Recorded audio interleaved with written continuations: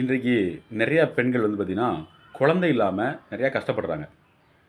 அப்படிப்பட்ட பெண்களுக்கு பார்த்திங்கன்னா, கர்ப்பப்பையில நீர் கட்டி சரி, மாதவிடாய் சரியா வராம இருந்தாலும் சரி, சாக்லேட் சிஸ்ட் அந்த மாரி இருந்தாலும் சரி, கர்ப்பப்பை வளர்ச்சி இல்லாம இருந்தாலும் சரி, எந்த குறைபாடுகள் இருந்தாலும் சரி, கர்ப்பப்பையை சுத்தப்படுத்தி குழந்தை பேரை தரக்கூடிய ஒரு எளிய மருத்துவத்தை நம்முடைய சித்த மருத்துவர்கள், நம்முடைய சித்த புருஷர்கள் எல்லோருமே வழங்கி வந்திருக்காங்க.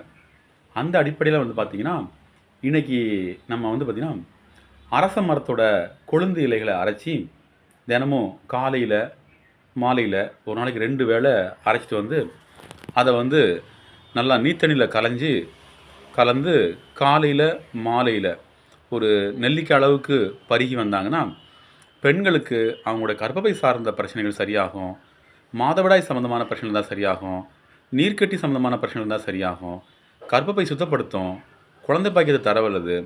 ஆனால் தான் நம்முடைய முன்னோர்கள் என்ன பண்ணாங்கன்னா, தினமும் அதிகாலையில் எழுந்திரிச்சு காலையில் அரச மரத்தை சுற்றி வர சொன்னாங்க.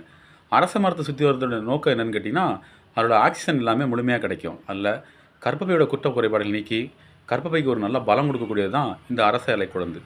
இதை தொடர்ந்து ஒரு 7 நாள் சாப்பிட்ணும். திரும்ப பார்த்திங்கன்னா 7 நாள் கேப் விட்டுறணும். மாதவிடாய் குறைபாடு இருக்கக்கூடிய பெண்கள் 7 நாள் சாப்பிட்ணும், 7 நாள் கேப் விடணும், 7 நாள் சாப்பிடணும், 7 நாள் கேப் விடணும். அப்படி தொடர்ந்து எடுத்துகிட்டு வந்தாங்கன்னா, அவங்களோட கர்ப்பப்பை சம்மந்தமான அனைத்து பிரச்சனையும் நீங்கி குழந்தை பாக்கியம் அமையும். இதை பயன்படுத்தி பாருங்கள். உங்களோட அனுபவங்களை கமெண்ட்னு சொல்லுங்கள். நன்றி.